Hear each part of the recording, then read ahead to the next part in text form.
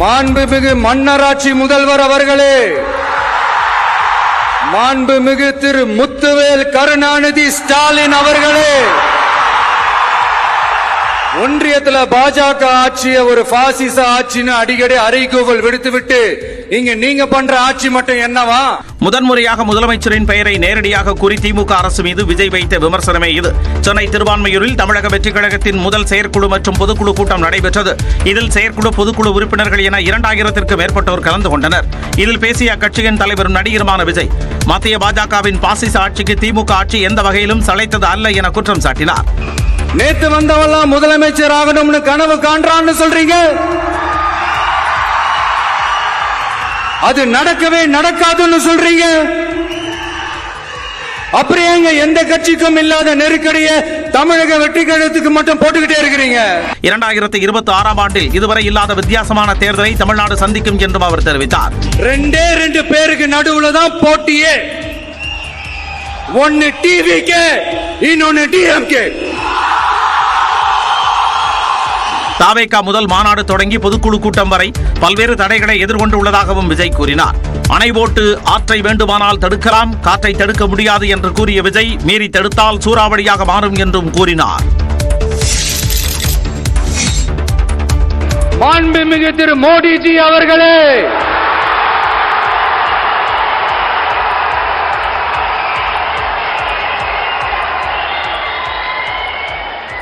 என்னமோ உங்க பேரெல்லாம் சொல்றதுக்கு எங்களுக்கு ஏதோ ஒரு பெரிய பயம் மாறியும்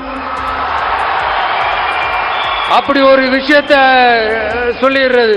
பேரை சொல்லணும், பேரை சொல்லணும், பேரை நான் ஒரு படத்துல சொல்லுவேனே, லியோவை பார்க்கணும், லியோவை பார்க்கணும், லியோவை பார்க்கணும். பிரதமர் மோடியின் பெயரை சொல்லி மத்திய பாஜக அரசை விமர்சிக்க அஞ்சுவதாக எழுந்த விமர்சனத்துக்கு தனது படத்தின் டயலாகை வைத்தே பதிலளித்துள்ளார் விஜய். தாவேக பொதுக்குழு கூட்டத்தில் பேசிய அவர், திமுகவின் சீக்ரெட் ஓனர் பாஜக என்று கடுமையான விமர்சனங்களை முன்வைத்தார். ஏன் ஜி தமிழ்நாடு தமிழர்கள்னாலே அலர்ஜி?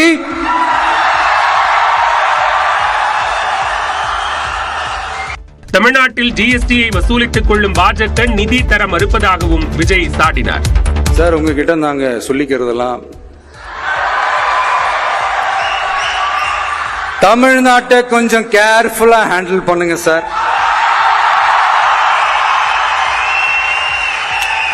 ஏன்னா தமிழ்நாடு பல பேருக்கு தண்ணி காட்டின ஸ்டேட் சார், பல பேருக்கு தண்ணி காட்டின ஸ்டேட் சார். பார்த்து செய்யுங்க சார்.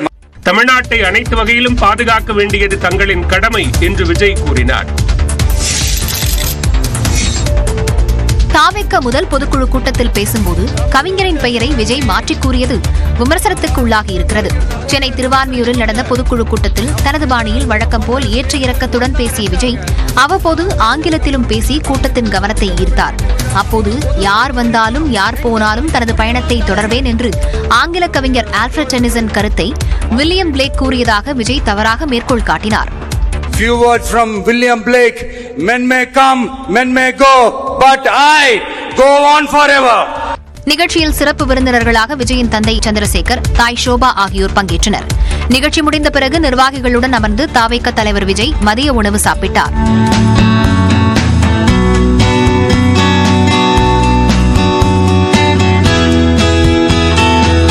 தாவேக பொதுக்கூட்டத்தில் நிர்வாகிகளுக்கு வெஜ் மட்டன் பிரியாணி, சைவ மீன் குழம்பு, தயிர் வடை, வெற்றிலை பாயாசம், மால்புவா ஸ்வீட் என 21 வகை உணவுகளுடன் சைவ விருந்து பரிமாறப்பட்டது.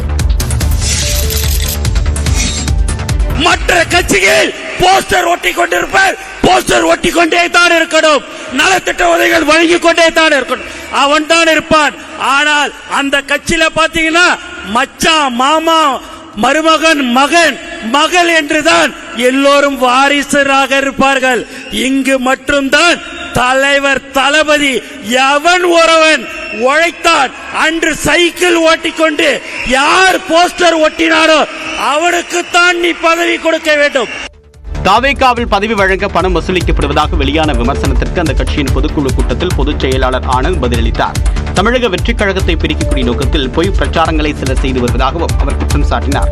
243 தொகுதிகளிலும் விஜயின் முகமே வேட்பாளர் என்றும் அடுத்த ஆண்டு முதலமைச்சராக அவர்தான் அமர்வார் என்றும் ஆனந்த் கூறினார். எங்க கிட்ட 15 லட்சம் ரூபாய்க்கு ஒரு ஒன்றியம், 20 லட்சம் ரூபாய்க்கு ஒரு ஒன்றியம் கொடுக்கிறோம், பேட்டி கொடுக்க சொல்ற, என்னென்னமோ பண்ற, முதலமைச்சர் நாதானிட்டு போஸ்ட் அடிச்சு 5 பேரை வச்சு ஒட்ட விடுற. என்னையா இது? உலகத்துக்கே தெரியும் தலைவர் தளபதி தான் 2026 முதலமைச்சராக அமருவார். அதற்காக நாங்கள் எல்லாரும் போராடுவோம், உழைப்போம். தமிழக வெற்றிக் கழகத்தில் போதிய உள்கட்டமைப்பு இல்லை என்ற விமர்சனங்களுக்கு பதிலளித்த ஆனந்த் மொத்தமுள்ள 68,360 பூத்துகளில் 52,000 இடங்களுக்கு ஆட்கள் நியமிக்கப்பட்டிருப்பதாகவும் விவரித்தார்.